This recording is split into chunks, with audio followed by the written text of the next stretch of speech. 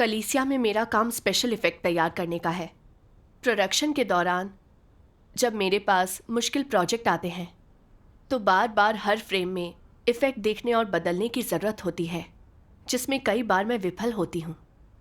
पहले जब मैंने देखा कि मेरे भाई बहनों के प्रोजेक्ट कहीं ज़्यादा आसान हैं और वे ज़्यादा प्रोजेक्ट पूरे कर पाते हैं, मैंने सोचा मेरे प्रोजेक्ट में उच्च तकनीकी चीज़ों पर ध्यान देने की ज़रूरत है। मुझे सोचने, सामग्री ढूंढने, चीज़ों को समझने के लिए समय देना पड़ता है और प्रोडक्शन में ज़्यादा समय लगता है। अगर प्रोजेक्ट आसान होते तो उन्हें पूरा करना मुश्किल नहीं होता। मुझे कुछ आसान तरीके और कौशल सीखने की ज़रूरत होती। प्रोडक्शन में ज़्यादा समय नहीं लगता, जिससे प्रोजेक्ट पूरे करने में परेशानी नहीं होती।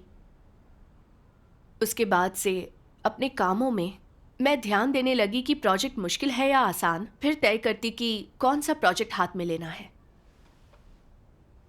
एक बार मैंने एक आसान प्रोजेक्ट चुना और मुश्किल प्रोजेक्ट अपने भाई बहनों के लिए छोड़ दिए। जब मैंने देखा कि मेरे भाई बहन आसानी से तैयार हो गए तो मुझे थोड़ा असहज लगा। मैं मुश्किलों को सामने देख अपनी जिम्मेदारियों से बच नहीं रही। मगर फिर मैंने सोचा, मुश्किल प्रोजेक्ट में मुझे काफ़ी समय और ऊर्जा खर्च करनी पड़ती है। उनमें काफ़ी दिमागी काम भी करना पड़ता है। ऐसे में आसान प्रोजेक्ट चुनना ही मेरे लिए अच्छा है। कुछ समय बाद मुझे लगा कि मेरे एक स्पेशल इफ़ेक्ट प्रोजेक्ट में कुछ सुधार की गुंजाइश है। मैं ज़्यादा मेहनत नहीं करना चाहती थी। भाई बहनों को भी उसमें कोई समस्या नज़र नहीं आई थी, इसलिए मैंने उसे आगे बढ़ा दिया। कभी कभी जब मुझे कोई समस्या होती तो मैं उस पर ज़्यादा सोचे बिना भाई बहनों से पूछ लेती। इससे समस्या जल्दी हल हो जाती है, मेरी मेहनत बच जाती है। काम पूरे करने का यह आसान तरीका था। मगर ऐसा करने पर मुझे अपराध बोध होने लगता। कुछ सवाल सचमुच बड़े आसान थे। मैं थोड़ी मशक्कत करके उन्हें हल कर सकती थी। भाई बहनों को पूछने से उनके काम में रुकावट आती है। मगर मैंने आत्मचिंतन की कोशिश नहीं की।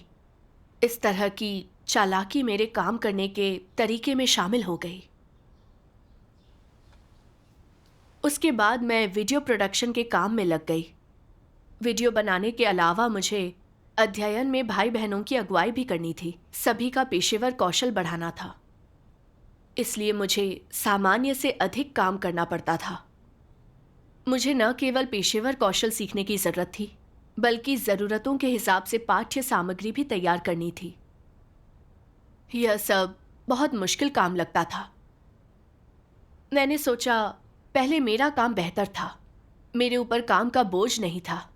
मुझे अपने प्रोजेक्ट पूरे करने होते थे। अब मुझे बहुत से काम करने पड़ते हैं और बहुत सी बातों का ध्यान रखना पड़ता है। इनके बारे में सोचकर सिर में दर्द होने लगता। मैं सोचने लगी कि कैसे समय बचाऊं कि थकान महसूस भी ना हो। फिर मैंने भाई बहनों को स्पेशल इफ़ेक्ट सीखने की सामग्री भेजने का फैसला किया। इस तरह भाई बहन उन्हें पढ़ सकते थे और मुझे सामग्री ढूंढने में ज़्यादा समय नहीं लगाना होगा। मुझे लगा कि इससे बेहतर तरीका हो ही नहीं सकता।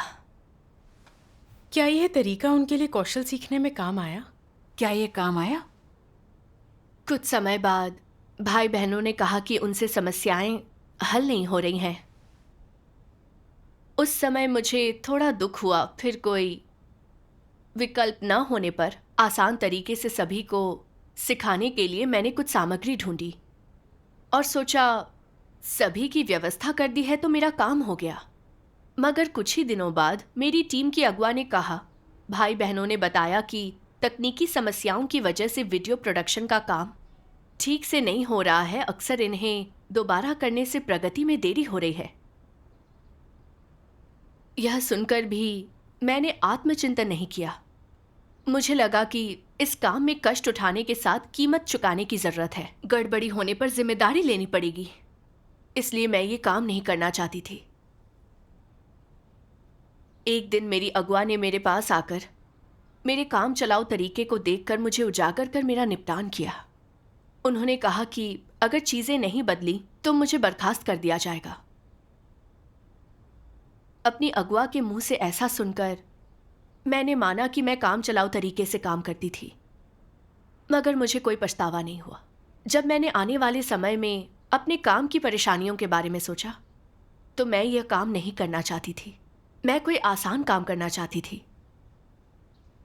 मैंने अपनी अगुआ के पास जाकर कहा, मैं यह काम करने के काबिल नहीं हूं, मैं कोई और काम करना चाहती हूं। उन्होंने मेरा निपटान करते हुए कहा, तुम वाकई यह काम नहीं कर सकती। क्या तुमने सचमुच कोशिश की? तुम मेहनत से बचना चाहती हो, चालाकी दिखाती हो, तुम में अच्छी इंसानियत नहीं है। ऐसे बर्ताव से लगता है कि तुम वाकई इस काम के लायक नहीं हो। अपने अगुआ से यह सब सुनकर मुझे लगा जैसे मेरा दिल खोखला हो गया है। स्टूडियो में वापस आकर मैंने देखा कि दूसरी बहनें अपने कामों में व्यस्त थीं, मगर मुझे बर्खास्त कर दिया गया था। इससे मुझे बहुत गहरा दुख हुआ। मैंने सोचा नहीं था कि मैं अपना काम गंवा दूंगी। उस समय मैं खुद का बचाव कर रही थी। मैं यह काम नहीं करना चाहती तो कोई और काम दे देते। कर्तव्य निभाने की मेरी योग्यता रद्द क्यों कर दी गई? मगर फिर मैंने सोचा, सभी चीज़ों पर परमेश्वर की संप्रभुता है। मेरी बर्खास्तगी परमेश्वर के धार्मिक स्वभाव का आना है।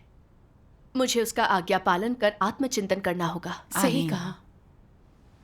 उसके बाद के दिनों में मुझे बर्खास्त किए जाने का दृश्य एक फिल्म की तरह मेरे मन में कौंधता रहा। अगुआ की बातों को सोचकर मुझे बहुत दुख होता, खासकर जब अगुआ ने कहा कि मुझ में अच्छी इंसानियत नहीं है। मैं नहीं जानती थी कि कैसे आत्मचिंतन करूं।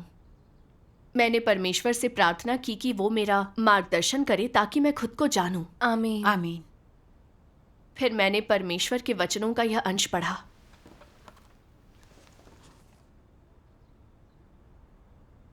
क्या एक भ्रष्ट स्वभाव के भीतर ही कोई ऐसी चीज नहीं है जो इतनी लापरवाही से काम संभालने के लिए उकसाती है? वह क्या चीज है? वह है मलिनता। वे कहते हैं कि यह लगभग ठीक है और काफी ठीक है। यह शायद संभवतः और 5 में से 4 का रवैया है। वे चीजों को सरसरी तौर पर करते हैं, कम से कम और जैसे तैसे काम निपटाते हैं। उनके लिए विवेकशील या परिशुद्ध होने या सिद्धांत खोजने का कोई मतलब नहीं होता। क्या यह चीज एक भ्रष्ट स्वभाव के भीतर नहीं है? क्या यह सामान्य मानवता की अभिव्यक्ति है?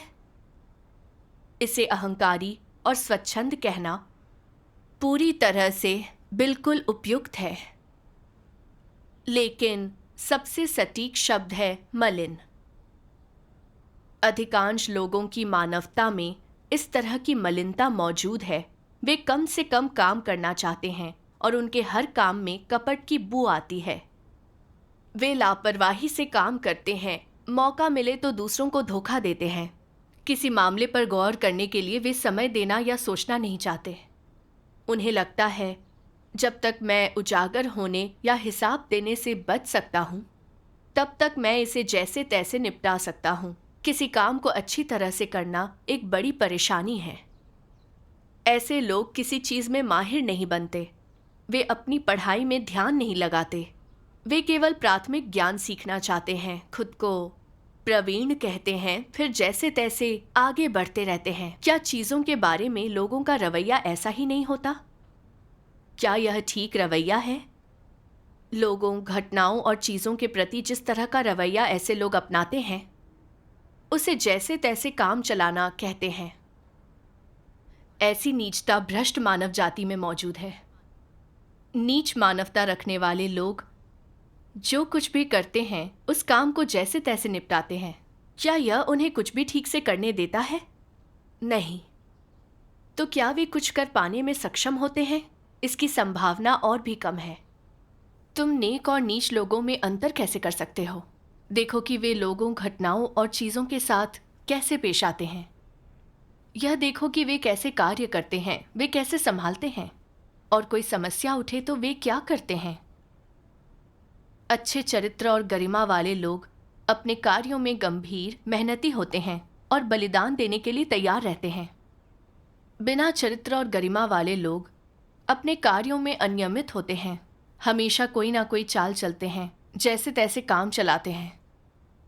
वे कोई कौशल सीखकर उसमें माहिर नहीं बनते, और चाहे वे कितने समय तक अध्ययन करें, वे कौशल या पेशे के मामलों में अज्ञानता से भ्रमित रहते हैं। यदि तुम उन्हें उत्तर देने पर जोर नहीं देते तो सब ठीक लगता है, लेकिन ऐसा करते ही उन्हें पसीना आने लगता है। वे कोई जवाब नहीं दे पाते। उन लोगों का चरित्र बेहद घटिया है। आमीन। आमीन। परमेश्वर के वचन मेरे दिल में चुभ गए, खासकर उसके ये वचन, जब मौका मिले वे दूसरों को धोखा देते हैं, जब भी मुमकिन हो लापरवाही से काम करते हैं, बिना चरित्र और गरिमा और घटिया चरित्र। हर एक वचन काम में मेरी इंसानियत का खुलासा करता है। मैं शायद इसी तरीके से काम करती थी, सिर्फ काम चलाऊ काम करती थी। मैं हर बार जैसे तैसे काम करती। मैंने चीज़ों में अपने शारीरिक सुख का ध्यान रखा, कष्ट से बचने के तरीके ढूंढे। कभी यह नहीं सोचा कि अपना काम अच्छे से कैसे करूं। कष्ट झेलने और कीमत चुकाने से बचने के साथ साथ शारीरिक आराम के लिए स्पेशल इफेक्ट तैयार करते समय मैं हमेशा आसान प्रोजेक्ट को ही चुनती थी। प्रोडक्शन की प्रक्रिया में समस्याएं मिलने और सुधार की गुंजाइश होने पर भी जब तक किसी और की नज़र उन पर नहीं पड़ती, मैं कुछ नहीं करती।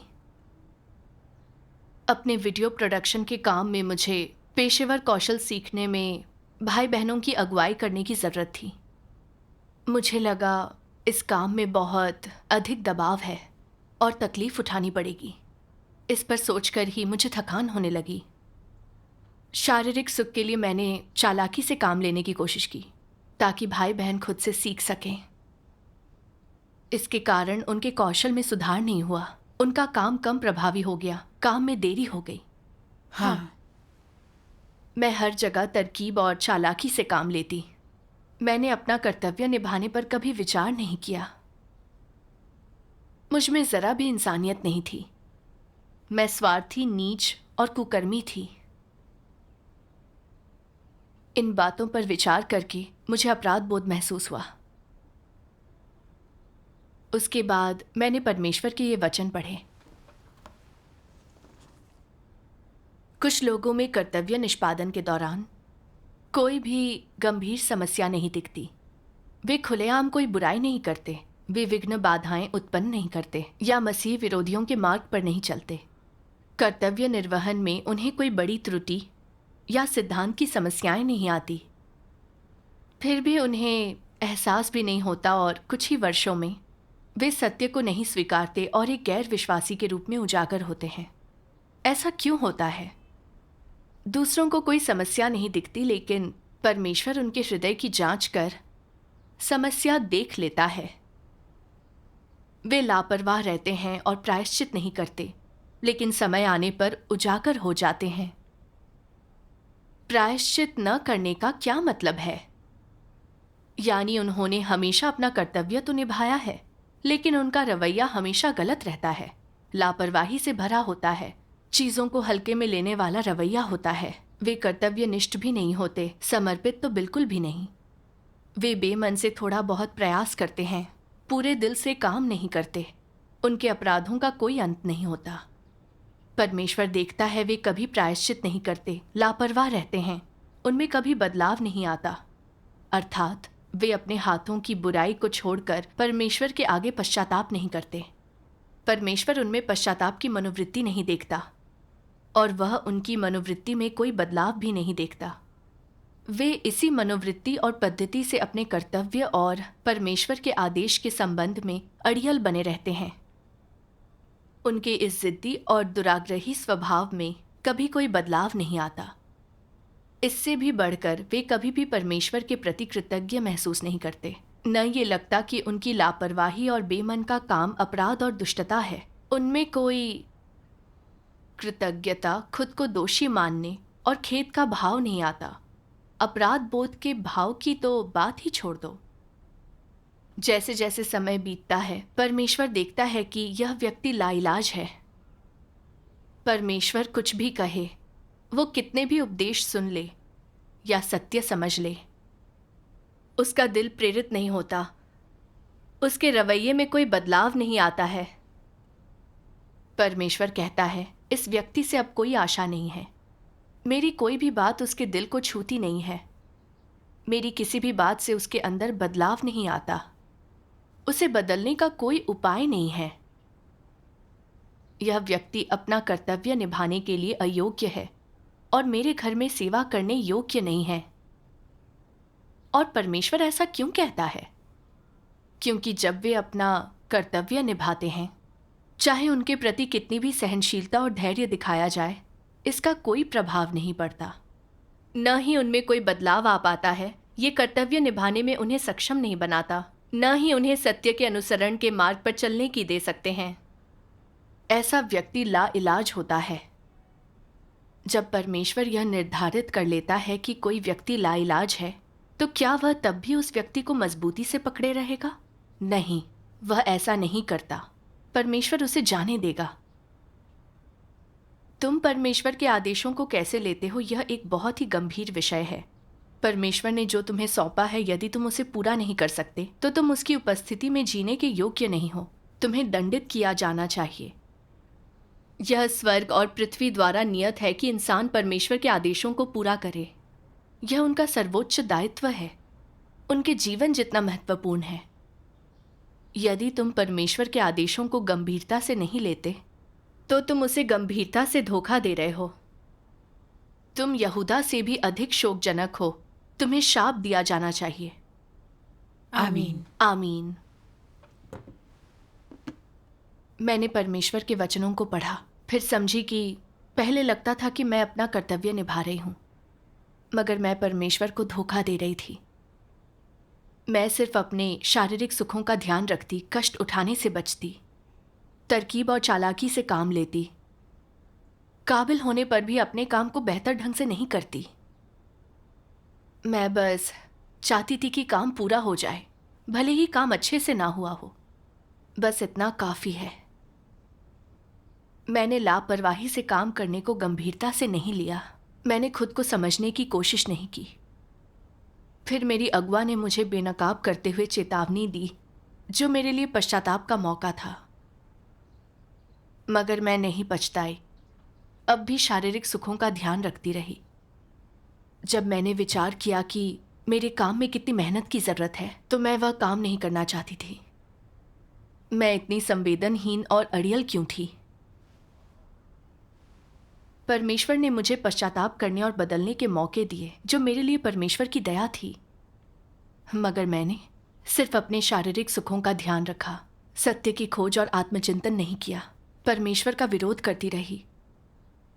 मैं कितनी विद्रोही थी। मेरा काम परमेश्वर द्वारा मुझे दी गई एक आज्ञा और जिम्मेदारी थी। इन्हें पूरा करने के लिए मुझे हर मुमकिन कोशिश करनी थी। आमीन।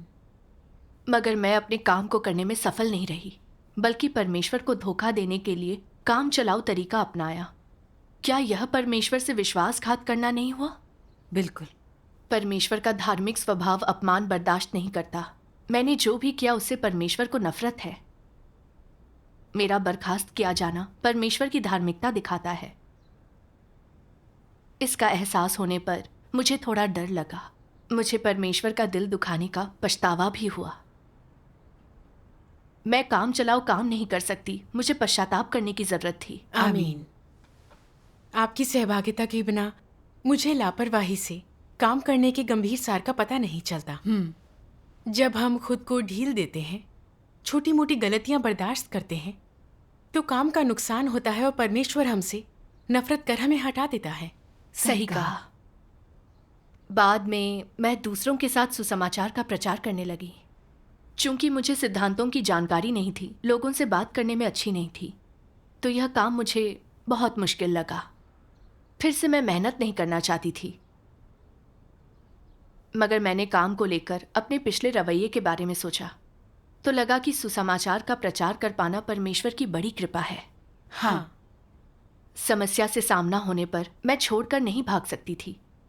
ये समझने पर मुझे सकारात्मक महसूस हुआ। परमेश्वर का आमीन। धन्यवाद। फिर मैंने आत्मचिंतन करते हुए सोचा कि काम मुश्किल लगने पर मैं उसे छोड़कर भागना क्यों चाहती हूँ? आखिर मैं किस प्रकृति के काबू में हूँ? मैंने परमेश्वर के वचन पाठ का वीडियो देखा। आइए इसे मिलकर देखें। बढ़िया। सर्वशक्तिमान परमेश्वर कहते हैं, आज तुम मेरी बातों पर विश्वास नहीं करते और उन पर ध्यान नहीं देते। जब इस कार्य को फैलाने का दिन आएगा और तुम उसकी संपूर्णता को देखोगे, तब तुम्हें अफसोस होगा और उस समय तुम भौंचक के रह जाओगे। आशीषें हैं, फिर भी तुम्हें उनका आनंद लेना नहीं आता। सत्य है, फिर भी तुम्हें उसका अनुसरण करना नहीं आता। क्या तुम अपने आप पर अवमानना का दोष नहीं लाते?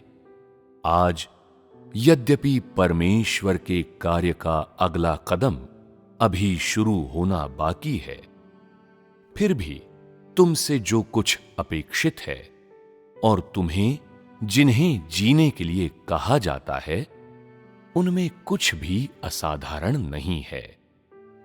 इतना सारा कार्य है, इतने सारे सत्य हैं, क्या वे इस योग्य नहीं हैं कि तुम उन्हें जानो? क्या परमेश्वर की ताड़ना और न्याय तुम्हारी आत्मा को जागृत करने में असमर्थ हैं? क्या परमेश्वर की ताड़ना और न्याय तुम में खुद के प्रति नफरत पैदा करने में असमर्थ हैं? क्या तुम शैतान के प्रभाव में जीकर और शांति, आनंद और थोड़े बहुत दैहिक सुख के साथ जीवन बिताकर संतुष्ट हो?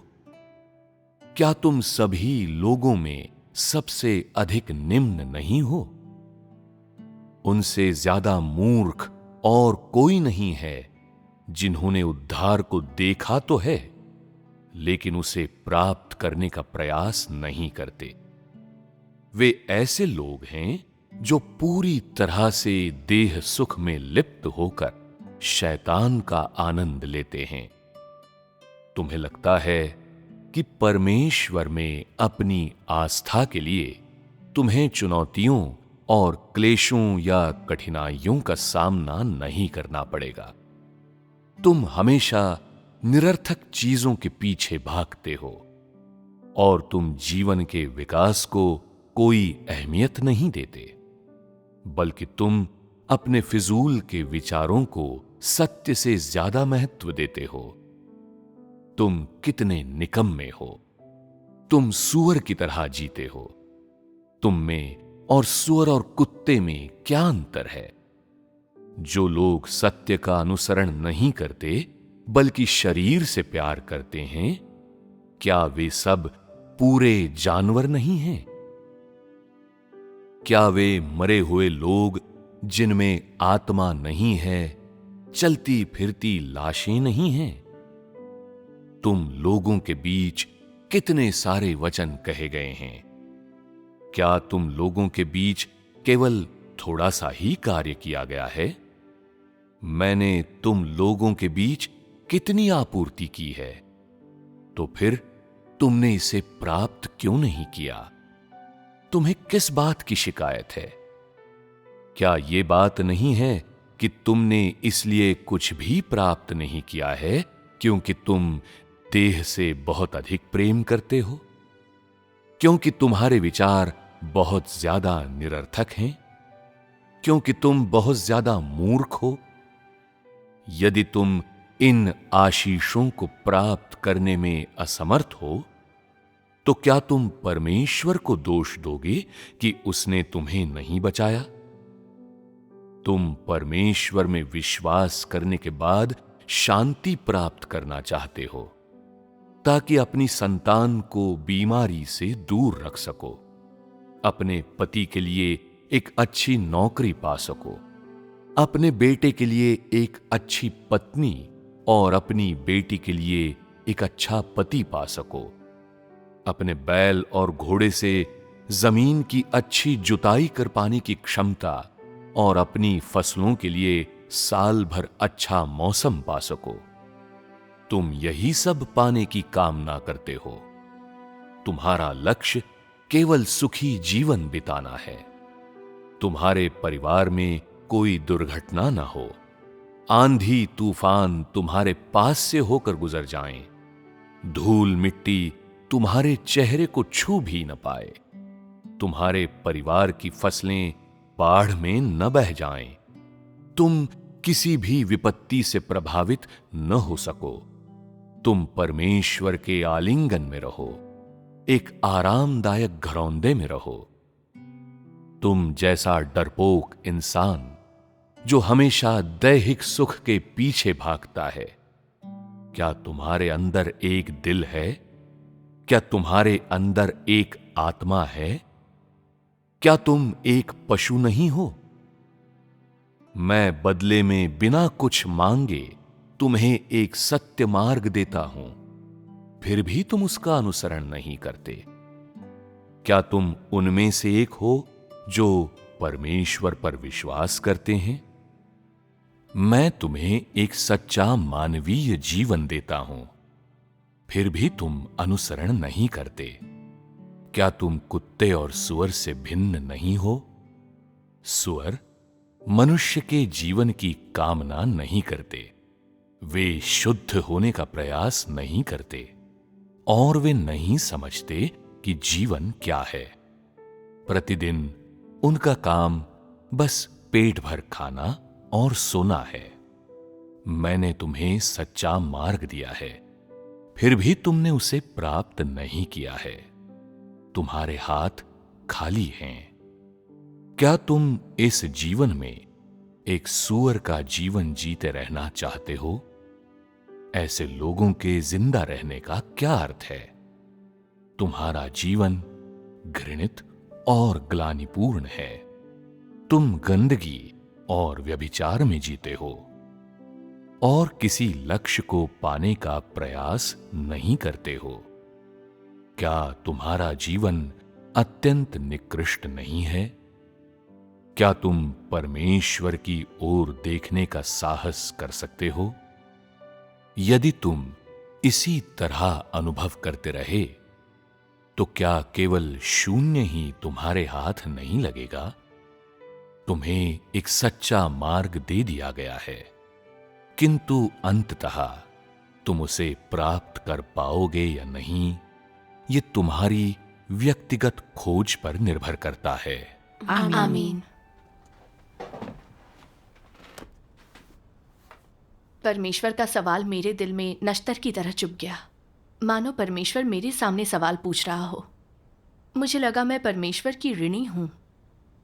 देहधारी परमेश्वर ने हमारा सिंचन करने के लिए इतने सारे सत्य व्यक्त किए ताकि हमें सत्य हासिल हो सके, अपने भ्रष्ट स्वभाव को त्याग कर बचाए जाने का मौका पा सकें। यह मानव जाति के लिए परमेश्वर की बड़ी आशीष है। हाँ, बुद्धिमान लोग परमेश्वर के कार्य से मिले मौके का लाभ उठाएंगे, अपना समय सत्य की खोज करने, एक सृजित प्राणी का कर्तव्य निभाने, अपने कर्तव्य के दौरान जीवन स्वभाव में बदलाव लाने की कोशिश में लगाएंगे, फिर सत्य समझकर परमेश्वर द्वारा पूरी तरह बचाए जा सकेंगे। मगर अंधे और अज्ञानी लोग शारीरिक सुख के पीछे भागते और जैसे तैसे काम करते हैं। वे सत्य की खोज करने के लिए मेहनत नहीं करते। वे लापरवाह रवैया अपनाते हुए अपने काम पर ध्यान नहीं देते। कितने ही समय से विश्वासी रहे हो, वे कभी सत्य नहीं समझ पाते, अपना जीवन स्वभाव नहीं बदल पाते, अंततः परमेश्वर द्वारा हटा दिए जाते हैं। बिल्कुल। मैंने खुद के बारे में सोचा, क्या मैं ऐसी ही अज्ञानी नहीं थी? ऑटो पायलट पर जीवन जिए और आलसीपन के अपने फायदे हैं, जैसे शैतानी फलसफे मेरे जीवन जीने के सिद्धांत थे। मैं पहले जैसी स्थिति बनाए रखते और काम करते हुए शारीरिक सुखों के पीछे भागती रहती थी। मैंने बरसों परमेश्वर पर विश्वास किया, पर सत्य नहीं खोजा या स्वभाव नहीं बदला। न ये सोचा मेरे काम परमेश्वर की इच्छा अनुरूप हैं या नहीं। मेरा शारीरिक सुख मेरे लिए परमेश्वर की इच्छा से अहम था, इसलिए जब भी मेरे काम में कष्ट उठाने या कीमत चुकाने की ज़रूरत होती तो मैं चालाकियों का सहारा लेकर अपने काम निपटाती, जिससे मेरे काम के अच्छे नतीजे नहीं निकलते, परमेश्वर के घर के काम में देरी होती। फिर भी मुझे पछतावा या अपराध बोध नहीं होता। आराम की चाह ने मुझे नीच, विवेकहीन और सुधार के प्रति बेपरवाह बना दिया। क्या मैंने अपना जीवन बर्बाद नहीं किया? मैं किसी जंगली जानवर से अलग कहाँ थी? मुझे समझ आया कि शैतान इन जहर से हमें भ्रष्ट करता है। वह लोगों को आराम के पीछे भागने, सुधार न करने, नीच इंसान बनने, अज्ञानता के साथ मर जाने को मजबूर करता है। सही कहा। अपना काम गंवा देने के लिए सिर्फ मैं ही दोषी हूँ। मैं बहुत आलसी थी। मेरा व्यवहार अच्छा नहीं था। मैं किसी के भरोसे के काबिल नहीं थी, जिससे भाई बहनों को नफरत और परमेश्वर को घृणा थी। बिल्कुल। आराम चाहने से कुछ भी हासिल नहीं होता, बल्कि लोगों का जीवन बर्बाद हो जाता है। मुझे बाइबल की ये बात याद आ गई, और निश्चिंत रहने के कारण मूढ़ लोग नष्ट होंगे। ये सही है। हाँ, मुझे लगता था कि जिन कामों में अधिक अपेक्षाएं थीं वे कष्ट उठाने के बराबर हैं, मगर यह अपने कर्तव्य के लिए कष्ट उठाना नहीं था। मेरी प्रकृति बहुत आलसी और स्वार्थी थी। मैं सिर्फ अपने शरीर की सोचती थी। हमारे काम में परेशानियां आने पर हमें कष्ट उठाना और कीमत चुकानी पड़ती है, पर इसे बर्दाश्त कर सकते हैं क्योंकि परमेश्वर बर्दाश्त न होने वाला बोझ नहीं देता। सही बात है। परमेश्वर ने इन परेशानियों का इस्तेमाल मेरे भ्रष्ट स्वभाव और कमियों को दिखाने के लिए किया, ताकि मैं खुद को जान सकूं, समस्याओं को हल कर सकूं और अपना जीवन स्वभाव बदल सकूं। परमेश्वर को उम्मीद थी कि इन परेशानियों का सामना होने पर मैं उस पर भरोसा करना सीख जाऊंगी, सच्ची आस्था रख पाऊंगी। हाँ, हमारे काम में आने वाली मुश्किलें सबक सीखने और सत्य हासिल करने के लिए अच्छा मौका होती हैं। ये हमारे जीवन प्रवेश के लिए बहुत मददगार होता है। भले ही हम अपने कर्तव्य में कष्ट उठाते हैं, मगर हमें असली आध्यात्मिक खुशी मिलती है, और यह हमारे लिए परमेश्वर की आशीष है। सही बिल्कुल। कहा। पहले मैं अज्ञानी और अंधी थी, परमेश्वर की इच्छा नहीं समझती थी। मैंने सत्य हासिल करने और पूर्ण होने के कई मौके गंवा दिए। मैंने शानदार वक्त को बेकार ही जाने दिया। भले ही मुझे शारीरिक आराम मिला, मैंने तकलीफ नहीं सही या कीमत नहीं चुकाई, मगर मेरे पास सत्य नहीं था। मेरे भ्रष्ट स्वभाव का समाधान भी नहीं हुआ। अपने कर्तव्य में मैंने कोई अच्छा कर्म संचित नहीं किया। परमेश्वर के घर के काम में देरी की और उसे नाराज किया। अगर मैं ऐसी ही लापरवाह तरीके से काम करती रहती तो अंत में परमेश्वर के उद्धार को गंवा देती। सही है। उस वक्त मुझे दुख और खुद से घृणा हुई। अब मैं किसी जानवर की तरह नहीं जीना चाहती। आमीन। एक दिन अपने धार्मिक कार्य के दौरान मैंने परमेश्वर के कुछ वचन पढ़े। मैं पढ़कर सुनाती हूँ। ठीक है। आज के प्रयास भविष्य के कार्य के लिए एक नींव है, ताकि परमेश्वर तेरा उपयोग करे तो उसकी गवाही दे सके। तू इसे अपने प्रयासों का लक्ष्य बना ले तो तू पवित्र आत्मा की उपस्थिति पा सकता है। तू अपने लक्ष्य को जितना ऊंचा रखेगा उतना ही अधिक तू पूर्ण किया जा सकेगा। जितना अधिक तू सत्य के लिए प्रयास करेगा उतना ही अधिक पवित्र आत्मा कार्य करेगा। अपने प्रयासों में तू जितनी ऊर्जा लगाएगा उतना अधिक तू प्राप्त करेगा। पवित्र आत्मा लोगों को उनकी आंतरिक अवस्था के आधार पर पूर्ण करता है। कुछ लोग कहते हैं कि वे परमेश्वर द्वारा उपयोग होने या उसके द्वारा पूर्ण किए जाने के इच्छुक नहीं हैं। वे अपनी देह सुरक्षित रख दुर्भाग्य नहीं झेलना चाहते। कुछ लोग अथाह कुंड में जाने को तैयार हैं पर राज्य में प्रवेश नहीं करना चाहते। तब परमेश्वर तेरी इच्छा को और तू जो भी प्रयास करेगा परमेश्वर उसे पूरा करेगा। तो इस समय तेरा प्रयास क्या है? क्या यह प्रयास पूर्ण किया जाना है? क्या तेरे वर्तमान काम परमेश्वर द्वारा पूर्ण किए जाने की खातिर और उसके द्वारा प्राप्त किए जाने के लिए हैं? तुझे अपने रोजमर्रा के जीवन में इस तरह से स्वयं का आंकलन निरंतर करना चाहिए। यदि तू पूरे दिल से एक लक्ष्य का पीछा करने में लग जाता है तो परमेश्वर तुझे पूर्ण करेगा। यह पवित्र आत्मा का मार्ग है। जिस मार्ग पर पवित्र आत्मा लोगों को ले जाता है वह प्रयास से प्राप्त होता है। तुझमें परमेश्वर द्वारा पूर्ण और प्राप्त होने की जितनी प्यास होगी, पवित्र आत्मा तुझमें उतना काम करेगा। तेरे प्रयास जितने कम होंगे, तू नकारात्मक होकर उतना पीछे हटेगा। तुझमें पवित्र आत्मा का काम उतना ही कम होगा। जैसे जैसे समय बीतता जाएगा, पवित्र आत्मा तुझे त्याग देगा। क्या तू परमेश्वर के द्वारा पूर्ण किया जाना चाहता है? क्या तू परमेश्वर के द्वारा प्राप्त किया जाना चाहता है? क्या तू परमेश्वर के द्वारा उपयोग किया जाना चाहता है? तुम लोगों को परमेश्वर द्वारा पूर्ण किए जाने, प्राप्त किए जाने, उपयोग किए जाने के उद्देश्य से हर संभव कार्य करने का प्रयास करना चाहिए, जिससे ब्रह्मांड और सभी चीजें तुम्हारे भीतर परमेश्वर के प्रदर्शित हुए कार्य को देख सकें।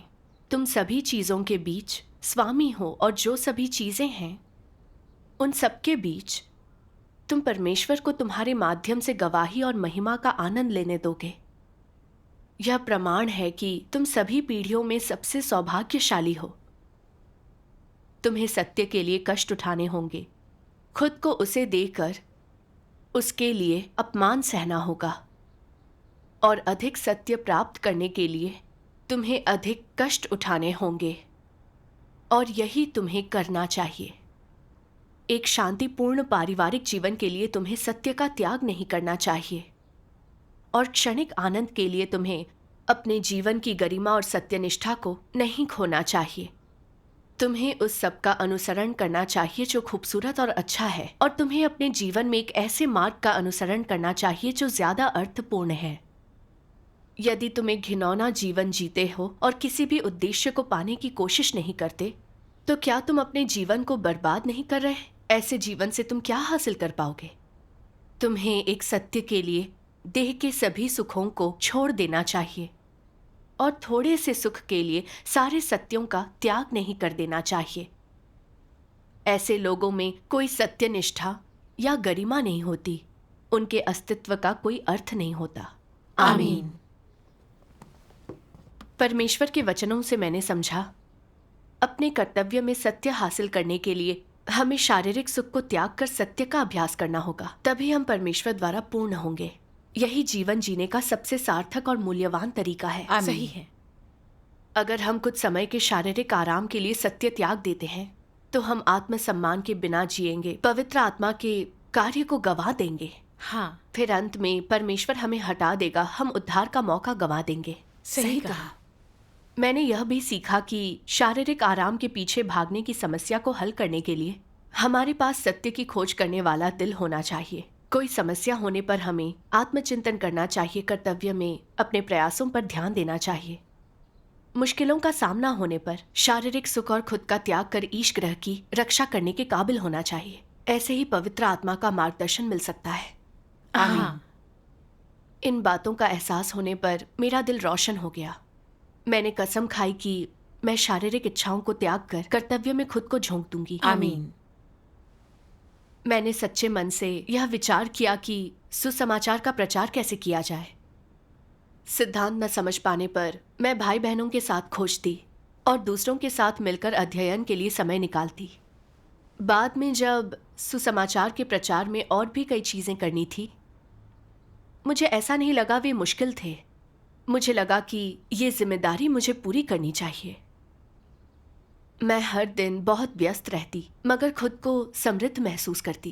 परमेश्वर का धन्यवाद। अचानक एक दिन मेरी अगुआ ने मेरे पास आकर मुझे अपने स्पेशल इफेक्ट के काम पर लौटने को कहा। ये खबर सुनकर मैं बहुत रोमांचित हो गई। परमेश्वर को आभार देने के अलावा और क्या कर सकती थी। मैं पहले शारीरिक सुख की परवाह करते हुए अपना काम लापरवाही से पूरा करती थी। मैंने खुद को परमेश्वर की ऋणी पाया। मैं पिछली गलतियों की भरपाई तो नहीं कर सकती, मगर कर्तव्य में परमेश्वर के प्रेम का मूल्य तो चुका सकती थी। आमीन। तब से अपने कर्तव्य में मुश्किलों का सामना होने पर मैं सच्चे मन से परमेश्वर से प्रार्थना करती और उन्हें हल करती। एक बार मेरा स्पेशल इफेक्ट का एक प्रोजेक्ट बहुत अच्छा नहीं हुआ। इसके लिए जिम्मेदार व्यक्ति को इसे ठीक करना नहीं आता था। मैं भी मुश्किल में उलझ गई, समझ नहीं पाई इसे कैसे ठीक करूं। मैंने सोचा, अगर मैं इसे ठीक करने की कोशिश करती रही, समय लगाकर इस पर काम करती रही, तो मुझे नहीं पता मैं इसे ठीक कर पाऊंगी या नहीं। ऐसे में किसी और को यह काम करना चाहिए। मुझे एहसास हुआ कि मैं फिर मुश्किलों से बच निकलने की कोशिश में थी।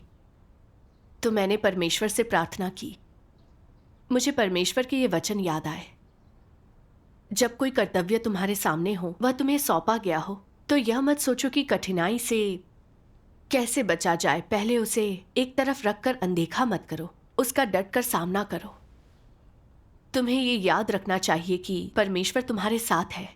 परमेश्वर के साथ होने पर कुछ भी कठिन नहीं है। तुम्हें यह विश्वास होना चाहिए। आमीन। बिल्कुल सही। परमेश्वर के वचनों से मुझे अभ्यास का मार्ग मिला। हमारे कर्तव्य में चाहे कोई भी परेशानी का सामना करना पड़े, हमें परमेश्वर पर भरोसा करके उसे हल करना चाहिए। हमें मुश्किलों से बचने या शारीरिक कष्ट के कारण अपने कर्तव्य से मुंह नहीं मोड़ना चाहिए। यह परमेश्वर से विश्वासघात और बेईमानी है। हाँ। इस बात का एहसास होने पर मैंने खुद से वादा किया कि मैं परमेश्वर पर भरोसा करके शारीरिक सुख त्याग दूंगी और समस्या को हल करूंगी। आमीन। फिर मैंने मन को शांत करके उसमें बार बार संशोधन किया और अंत में जरूरी बदलाव कर दिए। सभी को लगा कि यह बेहतर है। किसी ने सुझाव नहीं दिए। परमेश्वर का हाँ। धन्यवाद। इस तरह अभ्यास करने पर मेरे दिल को सुकून और शांति मिली। मुझे लगा कि अपने कर्तव्य में कीमत चुकाना परमेश्वर की आशीष है। हाँ, परमेश्वर का परमेश्वर धन्यवाद। का धन्यवाद। परमेश्वर का धन्यवाद।